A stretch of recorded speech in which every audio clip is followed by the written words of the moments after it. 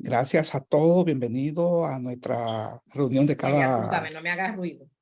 cada sábado a las 5 de la tarde. TV Así Tu Voz, en vivo, a través de la Asociación Hispana de Profesionales de la Salud, un tema de tanta importancia, ¿verdad? Que para hipertensión, relacionado a arritmias cardíacas, que tiene que ver con todas las especialidades, podríamos decir.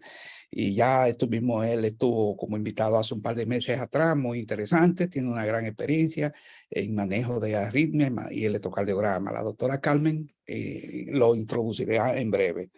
La hora del neurólogo y cada miércoles, y TV Así como este programa de cada sábado lo hacemos en vivo desde New York, New Jersey, y representa la voz de la Asociación Hispana de Profesionales de la Salud, incorporada en New York, integrando a todo el área de la salud. Gracias a los que se han suscrito, que ya sobrepasamos 1000, para ser más específicos, 1100 ya llevamos, videos ya llevamos más de 807. Y gracias a todos ustedes hemos tenido conferencias sobre el origen de la vida hasta el envejecimiento. Y pues, el área de medicina interna, como el caso de hoy, con arritmia, con hipertensión, trastorno de la hipertensión, pues hemos tenido varias conferencias de actualización. Gracias a todos. Pueden levantar su mano, enviarnos su pregunta por el chat. Esta asociación tiene una historia de 33 años con el doctor Eliezer Guzmán, médico cardiólogo. Ya fue que la fundó, fue su primer presidente durante 3 años. Ahí estuvo el doctor Bautista, el doctor Williams y un grupo de colaboradores, y ahora más reciente los diferentes jóvenes nos apoyan en esta gran labor de recibir a los médicos, a las enfermeras, a los dentistas, a orientarse en Estados Unidos para ejercer su carrera. También estuvo la doctora Frances Robles ahí. Y es un equipo de hace casi 3 años nos está ayudando con esta conferencia, sobre todo Elba Rosa García, la doctora Hermosén, con varios invitados de Santiago, de la Universidad Pontificia Madre y Maestra de Santiago, Carmen también, Kenia, Raiza, y también la doctora Silvia Alcántara, igual que el doctor José Ruiz del Hospital Darío Contreras, y también el doctor Williams. Puede ser miembro cualquier profesional de la salud de esta institución con una copia de su título, una foto digital y el pago de $100 por el año. No hay conflicto de intereses de nuestro invitado, pero él puede mencionar su práctica privada o cualquier fundación. No hay ningún inconveniente con eso. Si alguien de ustedes está entrando por primera vez o tiene algún familiar que va a emigrar hacia Estados Unidos y es médico, enfermera, dentista o bioanalista, pueden comunicarse con nosotros para hacer estas certificaciones de asistente médico, asistente dental, asistente de terapia física, que le permite tener un documento para entrar a una clínica, a un hospital o a un laboratorio, que esto es lo que les piden para poder trabajar.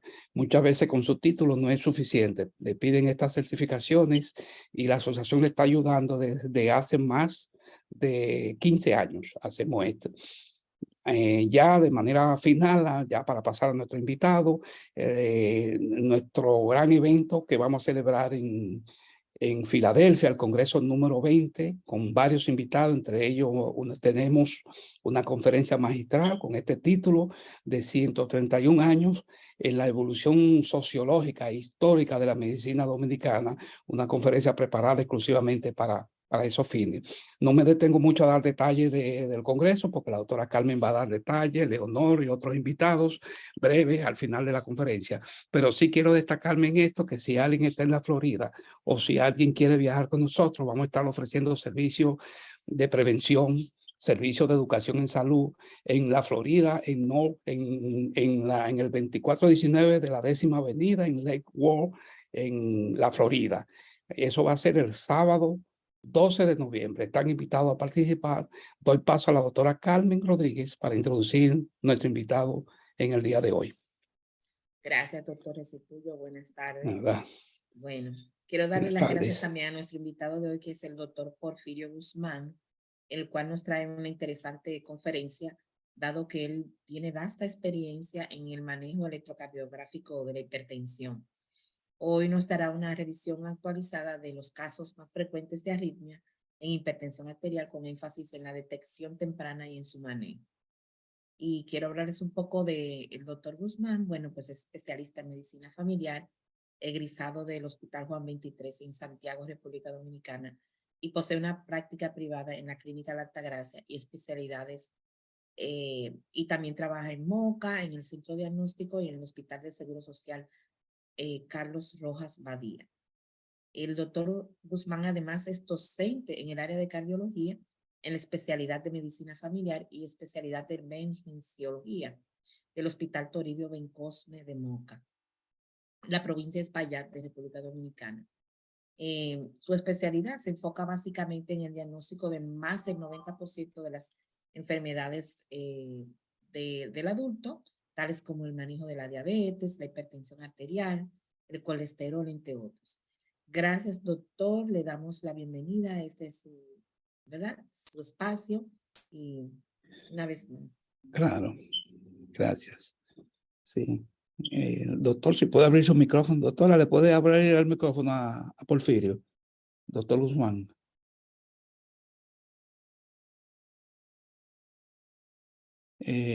No sé si el doctor está con el nombre de Daniel. Verifique si ese. Sí, listo, ese es. Daniel Cabrera. Sí. Le pedí que lo abriera, doctor. Ahora lo puedo abrir ya, doctor. Buenas tardes, doctor. Buenas tardes. Buenas tardes. Adelante. Se cerró. Sí, está abierto ahí. No se oye, está abierto el micrófono, pero no se oye su voz. Ok, ahora sí se escucha. Ahora sí, sí. Usted está compartiendo imágenes y ya está entrando. Sí, claro que sí, estoy compartiendo imágenes. Claro. Sí, ahí lo podemos maximizar y puede comenzar. Adelante. ¿Podemos comenzar? Bueno, para mí es un placer estar en esta plataforma, en Apsis, una plataforma que educa a la comunidad médica, una comunidad que trabaja día a día. Y nada, el día de hoy hablaremos de un tema muy importante, lo que son las arritmias cardíacas en el paciente. Mi función el día de hoy va a ser cómo identificarla. Ustedes saben que hablamos de arritmia cardíaca, pero no decimos si es sinusal, si es supraventricular, si es ventricular. Y el día de hoy hablaremos de eso. Le habla el doctor Porfirio Guzmán, especialista en medicina familiar, especialista clínico, máster en medicina interna, máster en cardiología. Y hacemos cardiología y medicina interna a nivel público y a nivel privado, y hacemos los estudios cardiológicos a nivel privado en la Clínica La Altagracia y especialidades en Moca, lo que es el electrocardiograma, el mapa y el Holter. Y tenemos mucha experiencia en eso. Entonces, no podemos hablar de arritmias cardíacas sin antes hablar de lo que es el electrocardiograma. El electrocardiograma es la técnica invasiva, una técnica, perdón, no invasiva, es la más usada en cardiología, se hace en 5 minutos y se puede detectar en esta lo que son los bloqueos cardíacos, las arritmias cardíacas y lo que son los infartos agudos al miocardio y las obstrucciones de las coronarias. A 100 años de que se inventó el electrocardiograma, es la técnica o el uso más importante en el área de cardiología. Lo inventó Wilhelm Tongen, que ganó el Premio Nobel de la Medicina en el año 1924. Seguimos. Vamos a dar una definición de lo que es la arritmia cardíaca. Sabemos que los latidos del corazón o la frecuencia cardíaca, los normales, es de 60 a 100 latidos por minuto. Una disminución de esta por debajo de 60, ya sea en 50, 55 latidos, hablamos de una bradiarritmia, y ya cuando este excede, que es lo que vamos a hablar el día de hoy, por encima de los 100 latidos por minuto, hablamos de lo que es un ataque arritmia, que vamos a hablar el día de hoy. Entonces, cuando tenemos un paciente en la consulta, en la emergencia y donde quiera que se encuentre, y el paciente tenga palpitación o le diga, doctor, tengo latido, me siento el ritmo acelerado, hay 2 estudios que tenemos que hacer. Uno es el electrocardiograma, que ya hablé, que es una representación gráfica del corazón, y el otro es el Holter, que lo expliqué en el video anterior. El Holter lo podemos hacer los especialistas clínicos, tanto los médicos internistas, los que estén avalados, los médicos familiares que estén avalados, y los cardiólogos. El Holter es un monitor de 24 horas que se le pone al paciente. Todo paciente que tiene taquicardia debe hacer ese estudio, y se le pone con la razón para saber el tiempo que dura la taquicardia. O sea, aunque yo tenga 120 latidos por minuto, tenga 115, si yo soy un paciente que duro 4 horas haciendo episodios de taquicardia, cualquiera que sea, sinusal, fibrilación auricular, lo que sea, yo soy un paciente que soy propenso a hacer infartos agudos al miocardio, a hacer eventos cerebrovasculares, y por eso la importancia de esto. Todo paciente que no sufra de arritmia debe de hacerse un un Holter una vez al año, porque hay pacientes que dicen se me aceleró el corazón y es por estrés, y son pacientes que vienen y te hacen un ACV en los 2 años subsiguientes, y los pacientes que sufren de arritmia cardíaca, que usan beta bloqueadores, que usan su antiagregante plaquetario, aspirina, clopidogrel, por lo menos una vez al año deben de realizarse un Holter para saber si están controlados, porque en la consulta no hemos dado cuenta y en las emergencias, cuando ingresamos los pacientes, que los pacientes no vuelven más y vienen al año que viene y te hacen un ACV. Los pacientes que sufren de arritmias cardíacas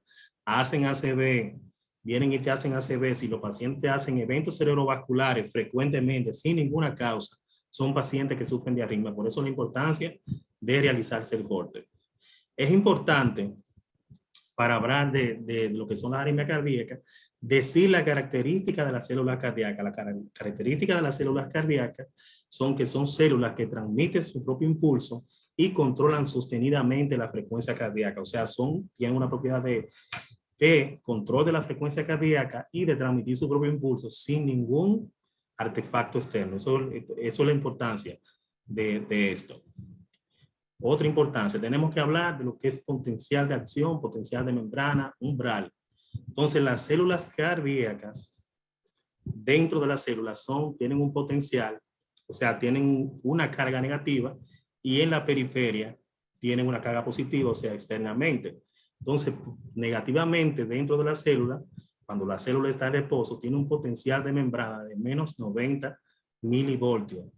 Y ya cuando la célula está afuera, que tiene una carga positiva, que salió el calcio, salió el sodio, salió cualquier ion, pues la célula se despolariza y llega a un umbral de menos 70. No es lo mismo una célula con una carga negativa en reposo, que tiene un potencial de menos 90, a una célula que está en la periferia, recibe una descarga, se despolariza, y cuando se despolariza la célula, esas son las imágenes que se ven por lo regular en el electrocardiograma. Importante, para hablar de arritmia cardíaca tenemos que seguir, para llegar ya a hablar de ellas, cuáles son los puntos que transmiten el impulso cardíaco.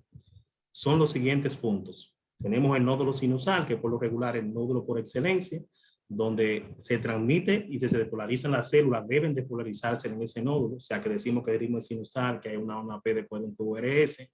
Si tuviéramos únicamente el nódulo sinusal, y no fallara porque tuviéramos una cardiopatía cianótica, una enfermedad genética, naciéramos con un problema cardiológico, pues tuviéramos un paro cardíaco y no muriéramos, ¿verdad? Pero ¿qué pasa? Que cuando el nódulo sinusal falla, pues el nodo AB puede transmitir el impulso cardíaco. Ya sería una taquicardia nodal, o sea, el ritmo sería nodal, puede ser un ritmo transmitido también por la aurícula derecha, y en dado caso de no ser de ahí, puede ser de los ventrículos. Esos son los 4 sitios donde se transmite el impulso cardíaco, y el sitio por excelencia es el nódulo sinusal. Seguimos. Entonces, como explicamos los sitios donde se pueden transmitir los impulsos cardíacos, las arritmias pueden ser supraventriculares y ventriculares, o sea, la taquiarritmia, cuando hay un aumento de los latidos cardíacos. Entonces, ¿qué tenemos que tomar en cuenta? Tener en cuenta que tenemos que tener el ACG. Sabemos que el ACG tiene una rama derecha y una rama izquierda. Todo lo que esté por encima del ACG es supraventricular, y lo que esté debajo es ventricular. O sea, si está por arriba del ACG, o sea, tanto la taquicardia sinusal, una taquicardia producida por el nodo AB, o por la aurícula derecha, o sea, una fibrilación auricular, un flúter auricular, una taquicardia nodal, son supraventriculares, y ya las que se producen por debajo de las TGIs son taquicardias ventriculares.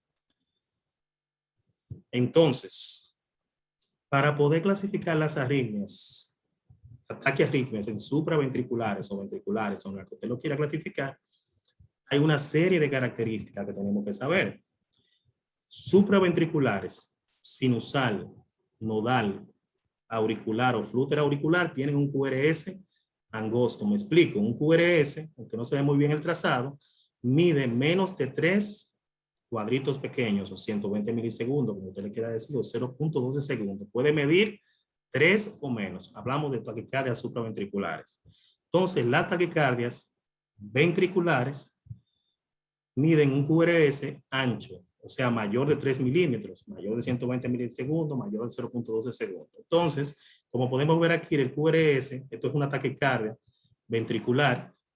Entonces aquí vemos que el QRS mide 1, 2, 3, 4, 5, mide más de 5 cuadritos, o sea, debe medir más de 3. Esto es ventricular. ¿Por qué? Inmediatamente llegó el paciente a emergencia, usted debe identificar cuál de las dos es, porque si usted da una taquicardia ventricular, que es esta, le pone digoxina, el paciente se muere, le pone verapamil, que es lo que se usa según la Sociedad de Cardiología Europea, se muere. Al igual que si es una taquicardia supraventricular, o sea, una auricular y usted le pone lo viceversa, pues se muere. Entonces, por eso la importancia, identificar, me llegó el paciente supraventricular o ventricular y identificarla. Pues yo digo, no, el paciente tiene una arritmia cardíaca, ¿cuál? Entonces, por eso la importancia del QRS angosto o QRS ancho.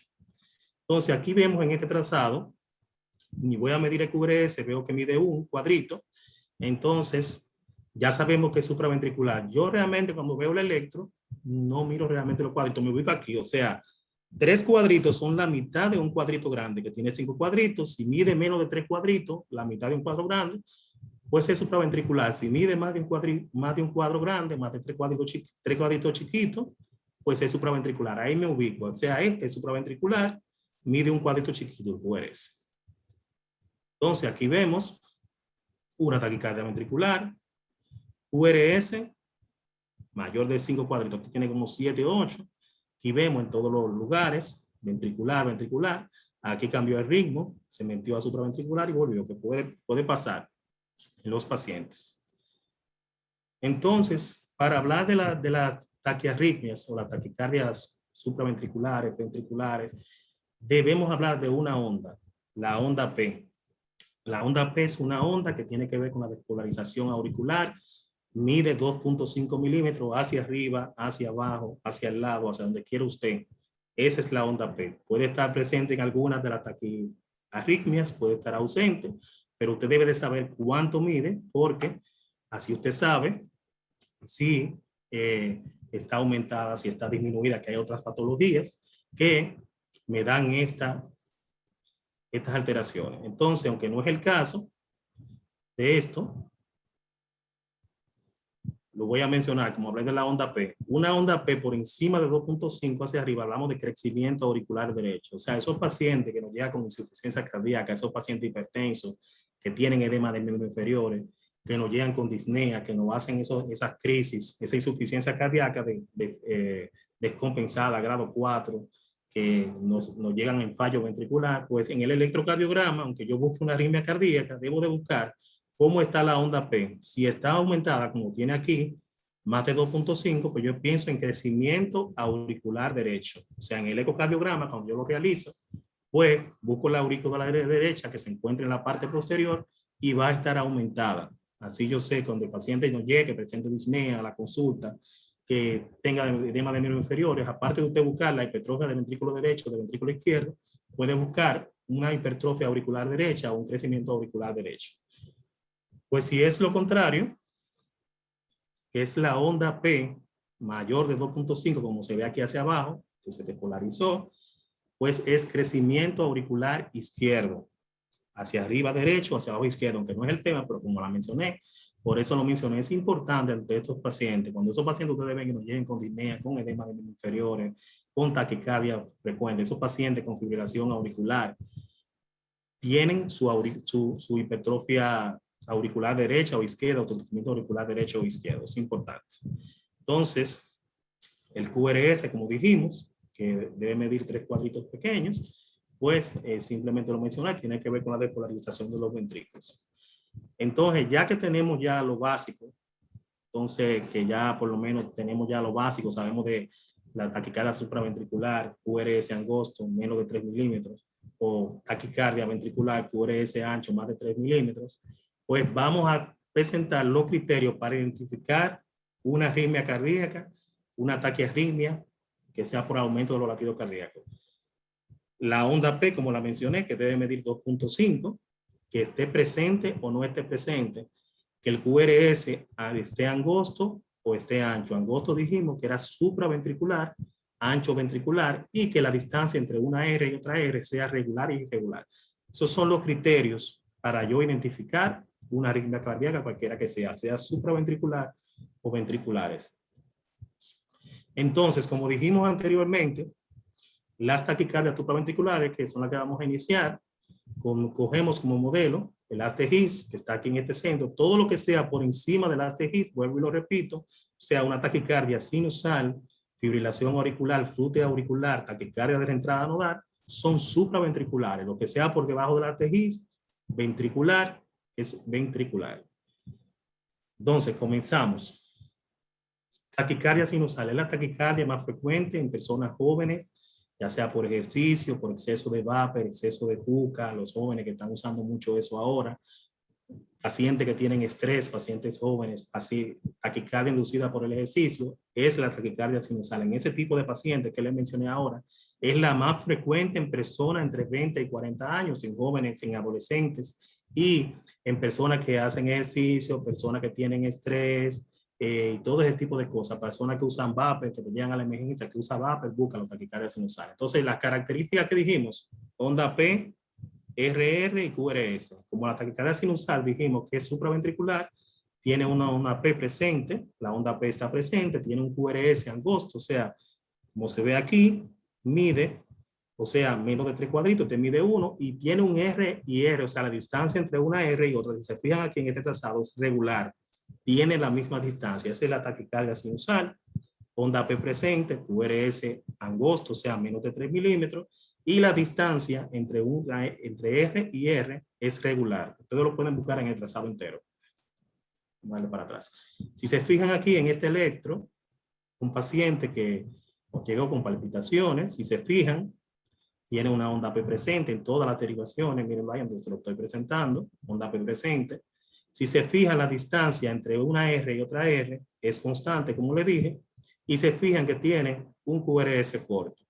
Aunque en este electro también podemos ver que tiene el paciente un bloqueo de la rama derecha, tiene el patrón RSR, lo dijimos en el video anterior, y tiene criterios de posible hipertrofia ventricular izquierda. Entonces, taquicardia sinusal, onda P presente, está en todas las derivaciones, QRS corto, angosto, menor de 3, tiene 1, y la distancia entre R y R es constante. Este es otro paciente, igual con una taquicardia sinusal, criterios, onda P presente en todas las derivaciones, si se fijan, QRS corto, mide menos de 1, mide 1 aquí, y lo voy a medir, y la distancia entre un R y R, ustedes se fijan en el trazado completo, es la misma distancia entre R y R, la misma distancia. Entonces es la taquicardia sinusal frecuente en jóvenes, en adolescentes que usan juca, vapor, personas entre 20 y 40 años, por ejercicio, por estrés. Esa es la taquicardia sinusal. Fibrilación auricular, como dijimos, los criterios onda P, QRS y RR. Entonces, en la fibrilación auricular, como se ve en este electro, la onda P está ausente o se ve muy mínima, en este no se ve absolutamente nada. El QRS es corto, como dijimos, o angosto, que es una taquicardia supraventricular. Miren, y lo voy a medir, mide menos de 1. Y la distancia entre R y R, a diferencia de la taquicardia sinusal, no es constante, es irregular. Se fijan, aquí mide casi 3, aquí mide 4, aquí mide 2, aquí mide 3 otra vez, aquí mide 2. O sea, no es regular la distancia entre R y R. No tengo onda P, y tampoco, aparte de que no tengo onda P, tengo un QRS corto. Entonces, cuando llega un paciente de esto a la emergencia, pues administro digoxina en lo que tenga a mano, si es una fibrilación auricular, como en este electro, o verapamil, o viceversa. Entonces, este es otro trazado de una fibrilación auricular. Si se fijan, se ve como una sinergia, la onda P no se ve, y como le dije, el QRS es corto, tampoco lo voy a medir aquí, mide menos de 1. Si se fijan, la distancia entre R y R, fibrilación auricular, irregular, mire, aquí mide 2, aquí mide 2,5, aquí mide 3, casi 3 y pico, aquí mide 1, o sea, la distancia entre R y R es irregular, y la onda P está ausente, el QRS es corto, y si se fijan aquí arriba en B1, tiene como si fuera un flúter ahí, se ven las ondas P presentes, que es otra derivación también que voy a hablar. Eso es lo que vemos aquí. Entonces, el flúter auricular, como decíamos, si ustedes se ven los criterios del flúter auricular, así como se ve aquí, no veo onda P por ningún sitio, veo la imagen en forma de serrucho, como se ve aquí, o en dientes de sierra, pero aquí, entre el R y R, a diferencia de la fibrilación auricular, lo voy a dar para atrás, que es irregular, como se ve aquí en estos trazados, se ve que es irregular, 2, 3, 4.5, 2 y así. En el flúter auricular, la distancia entre el R y R es constante, tiene la misma distancia, prácticamente la misma distancia parecida, ondas en sierra, ausencia de la onda P. Este otro flúter aquí auricular, también igual, en forma antihorario, que es otro tema que hablaremos después. Estamos aprendiendo a identificarla. Se fijan, la distancia entre el R y R es constante, a diferencia de la fibrilación auricular. Si se fijan, en todas las derivaciones, R y R constante, las ondas se cierran, o en forma de serrucho, como usted le quiera llamar. Entonces, la taquicardia de reentrada nodal es la última, que es de la taquicardia supraventriculares. En la taquicardia nodal no hay onda P, el R y R es regular, y el QRS, como dice una taquicardia supraventricular, pues es angosto, o sea que es corto. Si se fijan aquí en este electro, aquí hay una onda P prematura que se ve ahí, después está la onda T, y que se puede ver así. Es poco común, es un poco complejo ese tipo de taquicardia, por eso simplemente la mencioné, pero por lo regular no hay onda P, pero esta puede aparecer, o sea, una onda P prematura. El R y R se fija en la distancia, que es constante, o sea, es regular, el R y R, y el QRS angosto. Por lo regular en la taquicardia nodal no hay onda P. Se fijan, no hay onda P a diferencia de la fibrilación auricular en la taquicardia de reentrada nodal, pero se fijan que el R y R, la distancia entre R y R es constante. Se fijan en el trazado completo, se fijan aquí en todo el trazado, entre el R y R es regular, a diferencia de la sinusal también, que es regular, pero en la sinusal hay onda P, en la fibrilación auricular no hay onda P, pero es irregular el R y R. Se fijan en todo el complejo, es regular. La distancia entre el R y R, no hay onda P en ningún sitio. Eso es una taquicardia de reentrada nodal. Entonces aquí volví, lo mencioné. La taquicardia de reentrada nodal con una P retrógrada, una P prematura, puede aparecer después del QRS, como teníamos la imagen anterior, aparece la onda P y luego la onda T se despolariza. La distancia entre el R y R que es constante, un QRS angosto, o sea, un QRS exactamente pequeño, y la onda P prematura aparece aquí después del QRS. Entonces, tenemos lo que son las taquicardias ventriculares. Ya habíamos dicho que las taquicardias ventriculares tienen un QRS angosto. Las dos taquicardias ventriculares más frecuentes son la taquicardia ventricular monomórfica, como se ve aquí, ausencia de la onda P, un QRS mayor de 5, aquí si vemos el trazado, mide un QRS mayor de 3, mayor de 3 cuadritos pequeños, aquí se ve que mide 5, 6. En la taquicardia ventricular monomórfica se ve el QRS, la distancia entre R y R, constante, si se fijan en todo el trazado. Entonces, taquicardia ventricular, un QRS ancho, y la taquicardia ventricular monomórfica en sí, tengo una distancia entre R y R constante, un QRS mayor de 3 cuadritos, aquí mide como 7, y tengo una ausencia que no ve onda P por ningún sitio. A diferencia de la taquicardia ventricular monomórfica, si ustedes se fijan, no tengo onda P, tengo un QRS, como se ve en el trazado, aunque no se vea muy bien, mayor de 5 o 6 cuadritos, y la distancia entre el R y R es irregular, o sea, aquí mide tanto, aquí creo que mide como 5, es irregular en todos los niveles. Es la diferencia una, entre ambas se usa miodarona en infusión, o puede usar adenosina si en el país suyo lo tienen, y ese paciente, por eso la importancia de identificar si es ventricular, si es supraventricular, si es auricular y todo lo demás, identificar el tipo de arritmia. Entonces, patologías extrañas que me producen taquicardias a repetición sin ninguna causa, me producen síncope. Lo que es el síndrome de Brugada. Pacientes que usted escucha entre jóvenes y pacientes por encima de los 40 años que tienen taquicardias a repetición, hacen ese cuadro, están en la emergencia, se internan, siguen, hacen síncope, hacen disnea nocturna, no se controlan, pues eso se llama síndrome de Brugada. Por lo regular, esa es una de ellas. Si se fijan aquí en el electro, se ve, son de 3 tipos, se ve el síndrome de aletas de tiburón, se ve un supradesnivel del ST, aquí como en forma de tiburón. Ese es el tipo 1, ese es el más frecuente. Aquí lo voy a mencionar. Si ven aquí como se ven en aletas de tiburón, este es el tipo 1, es el más frecuente. También se ve aleta de tiburón, se ve en forma de montañita, o puede ser en forma de montaña, y aquí está el tipo 3, donde el DST está más disminuido. Se ve como en forma de montañita. Exactamente, en forma como dentales. Tipo 1, tipo 2, tipo 3 es una alteración genética, o se afecta el gen CN5A, es una afectación genética dominante. Por eso a los pacientes que usted lo ve que van a la emergencia y que están ahí, que siempre viven haciendo arritmias, usted debe hacerlo, mandarle a hacer una secuencia genética o evaluarlo con un personal genético, investigar si tiene alguna patología genética.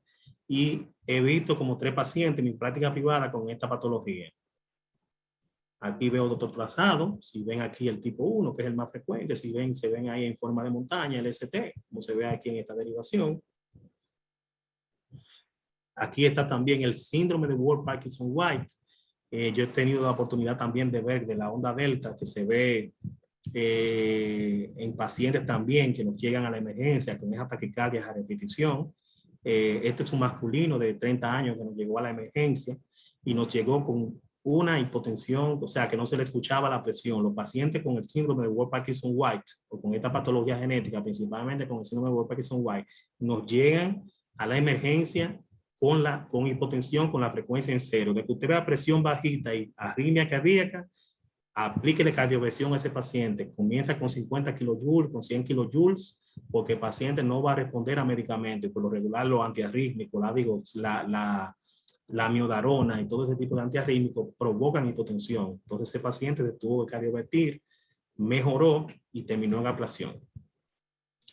Entonces, ya que sabemos clasificar las arritmias cardíacas, tenemos que saber los síntomas. Yo sé que la mayoría lo sabemos, pero lo voy a presentar a modo de recordatorio. Pues el paciente que nos llega a la consulta, doctor, tengo palpitaciones, tengo mareos o tengo dolor torácico, debilidad general, disnea, es un síntoma de que el paciente puede estar cruzando con una arritmia cardíaca.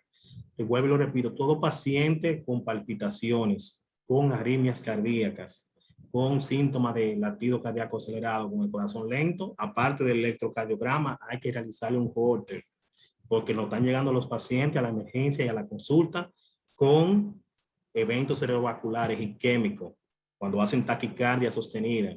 Entonces, con el Holter usted puede ver si José hace una taquicardia frecuentemente, si me hace 120, que no es tan alto, me lo hace por 4 horas seguidas, es un paciente que en un año me va a hacer un ACV. Pues todo paciente con frecuencia cardíaca aumentada debe de realizarse un Holter, aunque usted le haga su electrocardiograma. Estudios a realizar: cuando yo tengo el paciente ingresado y lo tengo en la consulta para investigarlo, pues le hago el electrocardiograma, que es el de primera línea, el que tengo a mano. Entonces luego, que pongo inicio del tratamiento, le hago el Holter, le hago el ecocardiograma. ¿El ecocardiograma por qué? Porque ahí identifico, al igual que en el electro, y ahí en el ecocardiograma le confirmo cómo está, si tengo aumento de cavidad, si tengo el ventrículo izquierdo aumentado o el derecho, la aurícula derecha aumentada, la aurícula izquierda, si tengo una hipocinesia, si también cómo está la fracción de eyección del ventrículo izquierdo, que debe estar en 50 en hombres y en mujeres de 55 a 64. Entonces, de acuerdo a la fracción de eyección, yo sé cómo voy a manejar ese paciente. Debo realizarle el perfil lipídico, debo realizarle el perfil renal, debo realizarle las enzimas cardíacas, la troponina, porque esos pacientes, como hacen el aumento de la frecuencia cardíaca sostenida, se infartan o te hacen un ACV, cuando lo hacen muy frecuentemente. Entonces debo de hacerle todo eso, debo de ingresarlo, ponerlo en una unidad de cuidados intensivos y debo de hacer uso de su estudio: electrocardiograma, Holter y ecocardiograma, perfil lipídico, perfil renal, hemograma, glicemia y los electrolitos, y las enzimas cardíacas. Entonces, ¿cuáles son los síntomas de alarma ante estos pacientes? Los síntomas de alarma: si el paciente le dijo, doctor, se me aceleró el corazón y me mareé y me puse pálido, me encontraron, ingresa ese paciente porque tiró un trombo para arriba o se infartó, aunque usted lo vea caminando ahí, es un paciente que se puede infartar o se infartó y se estabilizó. Si presentó palidez o sudoración, esos pacientes que te digan eso, que se marearon, ojalá no sea un 5, ojalá sea un mareo simple, deben de ingresarse porque son pacientes que te hacen un ACV a la semana siguiente, se quedan con una hemiparexia del lado derecho, lado izquierdo, o se quedan con disartria, se quedan con pérdida del habla, palidez, sudoración y mareos en un paciente que te dice que tuvo palpitaciones en el corazón, pues es un paciente que hay que ingresarlo, ojalá y esté totalmente estable cuando llegue a la emergencia, porque al otro día se va a complicar. Entonces, en el manejo en emergencia de estos pacientes, pues cuando llega un paciente con la frecuencia cardíaca entre 130 y 150 latidos por minuto, se le pone oxígeno terapia al paciente. Las sociedades de cardiología europea y de Estados Unidos, que son las que más me gustan, dicen que cuando el paciente pasa de 48 horas con latidos cardíacos acelerados y nos llegó a la emergencia con mareo y con los síntomas que ya dije, pues se debe anticoagular. A mí me parece, aunque se debe anticoagular, o sea, se le debe poner su arteplasa si la tenemos a mano, o si no, enoxaparina en dosis profiláctica 0.60 cada 12 horas.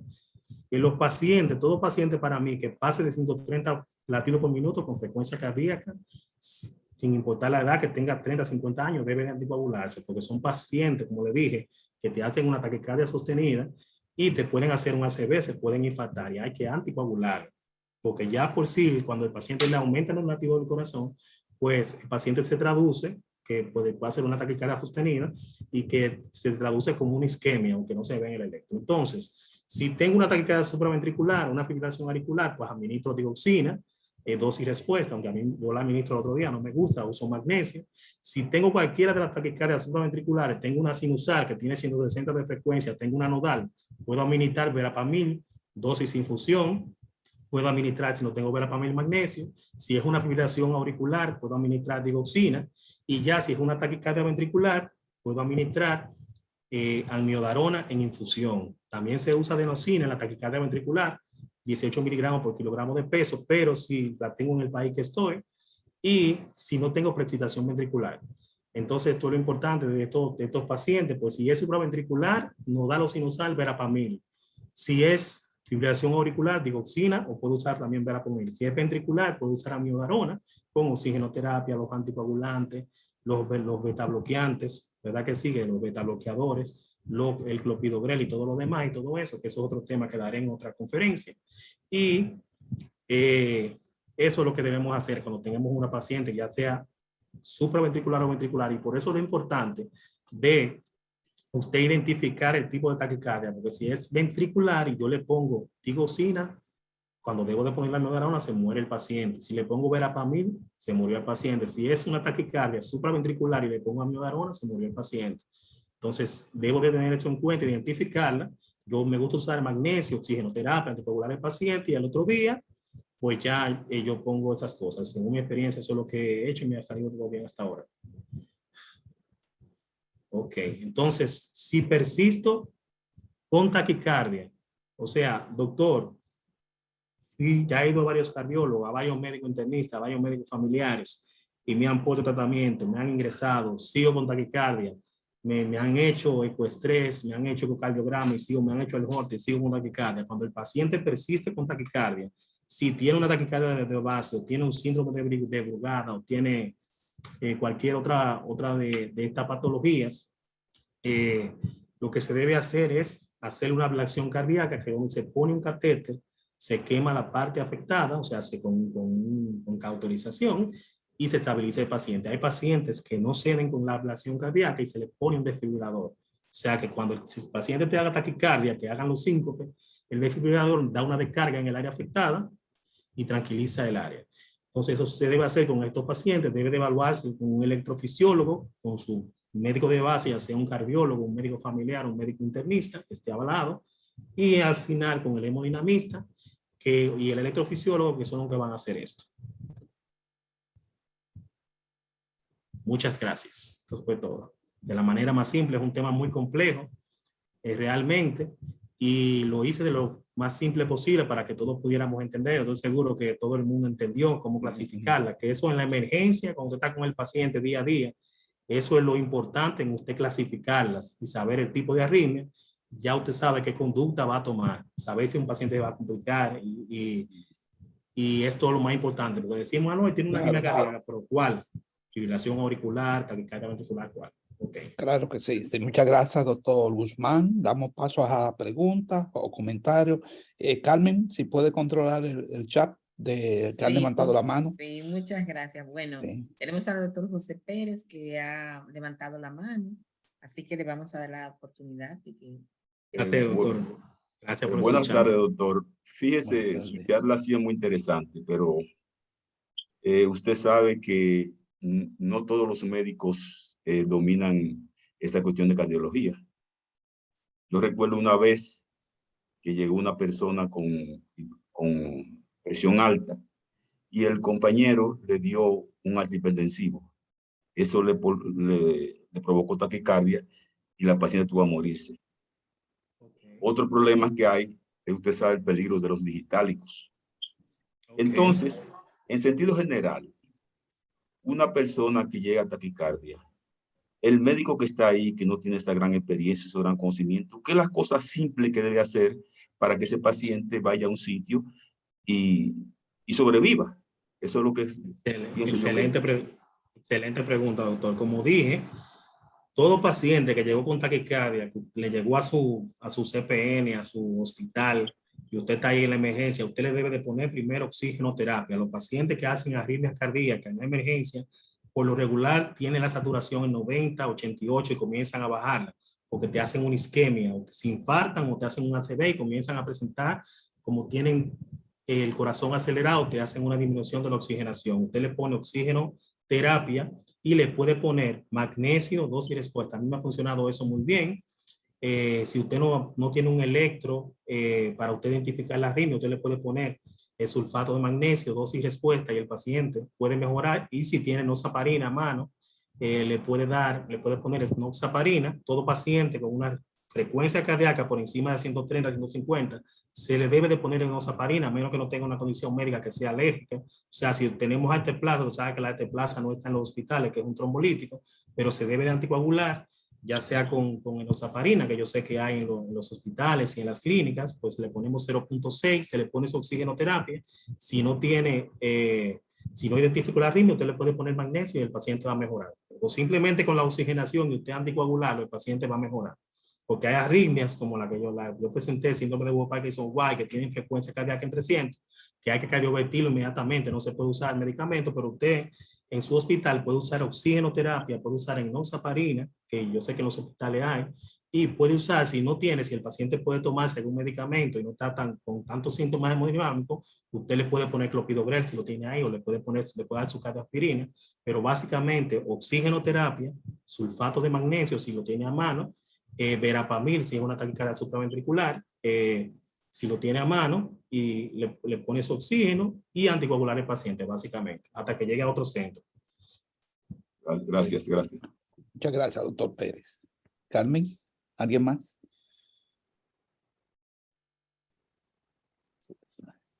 Sí, doctora Rodríguez, ¿alguien más con preguntas? Bueno, sí. Felicitaciones al doctor por las excelente conferencia. Como bien dice el doctor Pérez, no todos manejamos, pero yo confío que cuando no sé algo, pues sé ya a quién llamar. Gracias porque me ha dado una explicación muy clara y precisa y concisa. Gracias, doctor Porfirio. Sí. Gracias. Doctor Guzmán, una última pregunta que le hago. Sin factores de riesgo, ¿qué importancia usted le ve el electrocardiograma como rutina de examen físico? Bueno, el electrocardiograma, como yo le decía, es la prueba de cardiología más usada y que se realiza más fácil y es más accesible. Es una prueba que uno puede identificar bloqueos, arritmias cardíacas, obstrucciones coronarias, si un paciente es hipertenso, trastorno electrolítico. Todo paciente que no sufra de nada debe hacerse un electro por lo menos 2 o 3 veces al año. Todo paciente que tenga un familiar que tenga antecedentes, aunque no sufra de nada, debe realizarse un electrocardiograma, porque vemos pacientes que pueden estar cursando con un infarto y hemos visto en los últimos años que el cuerpo se adapta. Hay pacientes que no están llegando a la emergencia sin ningún síntoma y vienen y tienen un infarto, tienen una obstrucción coronaria, porque el cuerpo se adapta. Usted puede andar caminando por ahí y tener un infarto, tener una arritmia, sufrir de presión alta, como lo llegan los pacientes, cardiomopatía con estos pacientes que usan VAPA, que usan JUCA. Entonces el cuerpo se adapta a la presión. Usted puede andar caminando por ahí Y esa es la importancia del electrocardiograma. Puedo detectar tromboembolismo pulmonar, puedo detectar arritmia cardíaca, bloqueos, infarto agudo del miocardio, trastornos electrolíticos, si tengo hipertiroidismo, tengo hipercalemia, lo que sea, muchísimas cosas. Exacto, muchas gracias. Bueno, vamos, nos quedan unos minutos. Profesor, se puede quedar en la conferencia. La doctora Carmen Rodríguez va a hacer una breve explicación, un resumen ejecutivo junto con Elba y Leonor de un gran evento que vamos a tener en Filadelfia y estamos en la recta final. Entonces yo quiero decirle a los que han entrado por primera vez y a los que no conocen de esta historia, que este equipo con Karina, la doctora Mota, que creo que está en la línea, es un trabajo de más de 7 meses. Que si usted tiene planificado y no se ha registrado para participar en este congreso, el que vive en Nueva York o vive en New Jersey, esta es la oportunidad. Doctora Carmen, si puede compartir pantalla para que haga el reporte final. Sí, gracias, doctor. Sí, Perdón. sí, cómo aquí. no. Bueno, perdón que... Cómo no, déjeme, deja de Bueno, compartir la del doctor Guzmán y ahora entramos con la suya. Adelante, doctora. ok, ¿se ve? Muy bien. Ok, Sí. bueno. Pues buenas tardes a todos. Una vez más, como dice el doctor, restituyó el trabajo de más de 7 meses. Este año se ha tenido congreso en Barahona. Nuestro congreso en Nueva York al fin volvió a ser presencial en el Hospital Montefiore. Y pues vamos a cerrar el año con este gran congreso el 20 de la asociación, de la... todavía me quedo diciendo asociación, ya se sabe mi edad porque digo asociación, colegio médico, ¿verdad? El Valle de Delaware. Y por supuesto el APSI siempre apoyando el desarrollo de los profesionales de la salud en el área. Tenemos este gran congreso, ya lo saben, la fecha, octubre 29 y 30, en el Hotel Four Point by Sheraton, en la Roosevelt Avenue, en Pensilvania. Insisto en la Roosevelt Avenue porque tienen varios, pero también recuerden que habrá tours, que habrá una gala y por lo tanto al siguiente día, el domingo, el congreso, pues todo el día. Así es como luce el hotel, lo habíamos dicho anteriormente, la gala es el sábado 29, por supuesto a partir de las 7 de la noche a las 12. Lo importante de la gala, no solamente, ¿verdad? Estaremos cómodos, comeremos bien, tendremos bebida suficiente, habrá baile, pero lo más importante es que habrá ciertos reconocimientos para nuestros profesionales. Algunos de ellos como nuestro, ya fundador. partió, nuestro doctor Dante, fundador del Colegio Médico en el Valle de Delaware. Él, sus familias, a él honraremos. Estarán sus familias, sus hijos, su esposa, o viuda, mejor dicho, y sus nietos. Empleados de la clínica. Perfecto, de varias clínicas que pudo manejar en el trayecto del tiempo que estuvo aquí. También estará el doctor Senencaba, ¿verdad? Honraremos también a Shaira Aria. Y si usted quiere saber cuánto Emmy se ha ganado Shaira, pues no deje de faltar a la gala. Es una presentadora dominicana, de origen dominicano, y a veces personas que van haciendo así este pequeño granito no lo conocemos y allá usted podrá conocerlo. Sí, de Telemundo 62, ¿verdad? De Filadelfia. También tendremos otras personalidades a quien honraremos, por ejemplo, personas que han sido emprendedores en la comunidad. Por ejemplo, también tenemos al doctor, ¿ayuda doctor aquí? Melchor Martínez. Leopoldo Sánchez. Sí. De Reading, doctor Gustavo Pérez Méndez, de Filadelfia y fundador parte también. De la directiva y fundador también. Sí. Gianna Díaz. Sí, Gianna Díaz de la Clínica de Salud Mental también ahí de Filadelfia. Bueno, también quiero informarles que no se vaya nadie, puesto que cuando finalicemos tendremos una rifa de un cardiólogo, doctor Porfirio. Que usted, quién sabe, un libro, el libro de él. Es un libro del doctor Eliezer Guzmán, fundador de la asociación, cardiólogo, emprendedor, trabaja todavía en el Hospital Montefiore y el libro se llama Radiografía de un sueño logrado. Así que en pocos minutos sabremos quién será la persona Muy bien. beneficiada con este premio. Muchas gracias, doctora Carmen. Damos paso a Leonor, la doctora Leonor Francisca Tavares, que nos hablará un poco de una gran labor que está haciendo. No puedo escuchar nada. Adelante, doctora. Sí. Doctora, Leonor. No, seguimos con Elba entonces, si no se oye la voz. Elba, ¿puede abrir su micrófono? Elba, no sé si está disponible. Vamos, intente ahí ahora, Elba.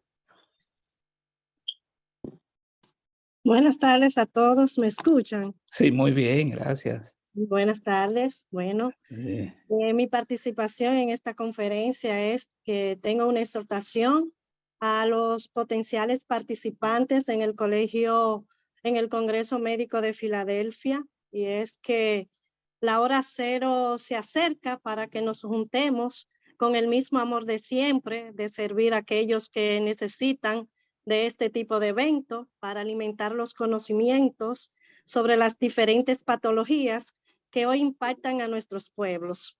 El 20º Congreso Médico Internacional de Filadelfia, que tendrá lugar los días 29 y 30 de octubre en el Hotel Sheraton, constituye un eslabón más de los profesionales de la salud agrupados en la AXI y en el Colegio Médico del referido estado en su batallar para promover conocimientos que sirven de soporte a la medicina. Es un compromiso ineludible de todos los que aman la profesión médica y que han tenido que asumir el juramento hipocrático, el cual es la guía para acogernos a un ejercicio ético y de entrega a los pacientes que cada día reclaman más de los que tienen la sagrada misión, sino de sanar, por lo menos de mejorar sus dolencias. Por estas razones, la participación en el Congreso Médico es una forma de buscar la savia de los conocimientos para responder de mejor manera a los que necesitan de la única profesión que tiene la responsabilidad de luchar por la preservación de lo más sagrado de los seres humanos, como lo es la vida, con entusiasmo y con toda la energía posible para que este 20º Congreso Médico Internacional sea un referente para seguir trillando el camino en favor de la ciencia y de todas las herramientas que permitan un ejercicio más sano, más útil y eficiente. Pueden comunicarse con la licenciada Elba García para la registración, para cualquier inquietud. Estamos ultimando detalles con relación a la registración, ya que se acerca y estamos cerca de ese gran evento. Así que estamos a sus órdenes. Gracias a todos por su interés de apoyar este esfuerzo internacional y estamos a sus órdenes. Mil gracias. Muchas gracias a usted, Elba, licenciada Elba. Leonor, si puede abrir su micrófono ahora, que veo que tiene dificultades. Abra, intente, que tiene permiso para abrir. Intente abrir ahí. Doctora Leonor. Bueno, pues seguimos con Cristian. Cristian, ¿puede abrir tu micrófono? Pues ya para... Buenas tardes. Buenas tardes. Muy bien, gracias. Gracias por entrar. Sí, tenía problemas porque me encuentro ahora mismo en Dajabón. Wow. Y usted sabe que la señal no es muy buena por acá. Sí, sí, claro. Pero estamos acá. Estamos aquí, exactamente. Darle las gracias al doctor por tan magistrar exponencia y decir que para Dios mediante estaremos en el Congreso el miércoles salimos de aquí, porque el billete que pudimos encontrar es para el miércoles. Sí. Vamos a estar en Nueva York y el sábado nos vamos en la mañana. Habrá unos compañeros que van con nosotros, que son los de Monteplata, que están inscritos, del Colegio Médico, el doctor Balvin, también la doctora Lorenzo va a ir. Vamos a llegar allá unos días antes, pero integraremos de inmediato a todo lo que es la actividad del Congreso y a lo que se necesite allá para nosotros. Algunos compañeros ya fueron al Colegio Médico de los de Monteplata y solicitaron en la cooperativa los préstamos y se les facilitó, se les está dando de inmediato. El que va para el Congreso todavía el viernes solicite, el comité de crédito está abierto, se lo aprueba y dándoselo de una vez. Excelente, sí. Muchas gracias, Cristian. Veo que va a llegar bien temprano. Por aquí estaremos para recibirlo. Esto va a ser un gran evento porque se había suspendido por la pandemia de manera presencial y ahora viene en grande, tal como dijo Elba y la doctora Rodríguez. Leonor, si puede... El doctor Félix no va a poder ir, él me dijo que habló con usted allá, que se vieron en Nueva York. Sí, estuvimos en la asamblea de Medicop en Nueva York y me lo comunicó, sí. Muchas gracias. Entonces, por eso él me dijo que fuera en su representación y como ya yo estoy del comité, por eso también voy. Exactamente, sí, te agradecemos muchísimo y yo sé que va a ser de gran ayuda el recibimiento. Leonor, ¿se puede abrir ya? Sí. No, entonces, Leonor, ¿puede abrir su micrófono? Parece que no puede, que tiene dificultades. Bueno, pasamos a Carmen para cerrar la conferencia. Si alguien ha entrado por primera vez, quiere presentarse, anunciar sus expectativas en Estados Unidos, puede levantar la mano también al cierre de la conferencia. Damos paso a Carmen, doctora Rodríguez. Doctor, disculpe, creo que la doctora Leonor dijo que no escuchaba. Sí, pero tiene el micrófono cerrado y no lo abre y ya tiene permiso para abrirlo. Parece que es la comunicación con su... Sí, parece. Es su conexión porque le damos permiso y ya abrimos los micrófonos, le quitamos el bloqueo y es su celular que parece que no está funcionando bien. Lamentamos mucho, sí. Sí, bueno, pues aquí tengo la lista, voy a ir leyendo las personas que han estado. Diorca Jerez, el doctor Porfirio Guzmán, Cristian de León, voy a seguir, Gil Ruiz, Dayana Hernández, me estoy echando aquí, para que vean. Sí, la doctora Yocasta Germosén, Laura Pali, aquí la tengo. Bueno. He ido a medida que entran poniendo sus nombres. Yubeli, el doctor Juan Carlos Díaz, el doctor José Pérez, Iralisa Reyes, Lourdes Piña, Tania, Omelin Brito, sí. Franly Vázquez y Rosa.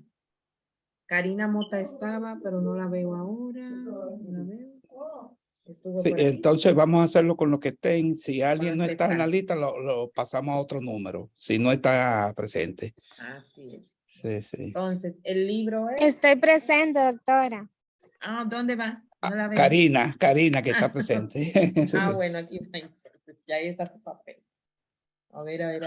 Vamos a ver cómo la mezclamos bien. Cierro los ojos. Bueno. Ay, santísimo, estamos nerviosos. Aquí viene uno que no quiere dejarse agarrar. A ver. Sí. Vinieron 3. Ay. Ay, aquí viene uno. La tripleta. Por aquí, que mi nombre aparezca ahí, doctora. Franly Vázquez. Franly Vázquez, sí, se lee, sí. Franly está en Estados Unidos. Abra su micrófono, Franly. Franly está. ¿Puede abrir su micrófono, Franly? Se fue. Así es, retire el número y haga otra rifa. Porque no está. Se fue Franly, pues sacamos otra persona. Exactamente. A ver a quién le toca. Bueno, muy diligente la doctora Hermosa. Yocasta, pendiente de los detalles. Aquí viene el siguiente. Vamos a ver. A ver, ¿quién es? Yocasta Hermosa. Doctora Hermosén. Bueno, miren. Felicidades, doctora. Muy ya bien, le haremos llegar, lo más probable es que se le haga llegar con alguien de que venga al Congreso allá a Santiago, con la doctora. Muy merecido, Bien merecido, así que felicidades y yo sé que le va a ser de mucha utilidad. Es la memoria del doctor Eliezer Guzmán de más de 35 años como cardiólogo, su experiencia como llegó a las dificultades que tuvo a llegar a la capital, las dificultades que tuvo por aquí en Estados Unidos, y luego su sueño, cumplir su sueño de ejercer y ocupar posiciones importantes en hospitales y en instituciones de salud de Estados Unidos. Gracias a todos. Gracias, profesor Guzmán, por su conferencia. Doctor, ¿me escucha? Sí. Ahora sí. Bueno, señores, a todos, mil disculpas. Ustedes saben cómo este asunto de la tecnología, a veces pasan cosas que Lo lamentamos mucho. Felicito mucho al doctor Porfirio Guzmán por excelente exposición, muy bien planteada. Y aunque no escuché lo que se estuvo diciendo por los últimos 10 minutos, generalmente quiero darle las gracias a todos los que participaron y pedirle por favor que se inserten a participar en este magno congreso que vamos a tener el 29 y 30 de octubre. Abordaremos un autobús en la 165 Broadway 165 el día 29 a las 7 de la mañana. Todo el que esté interesado puede comunicarse conmigo de forma privada al 917-284-5508 para ayudarle todos los detalles del lugar. Y gracias de verdad por su participación. Gracias al honor y gracias por el gran esfuerzo que hacen coordinar este transporte desde Nueva York hacia Filadelfia. Buenas tardes a todos. Buenas tardes.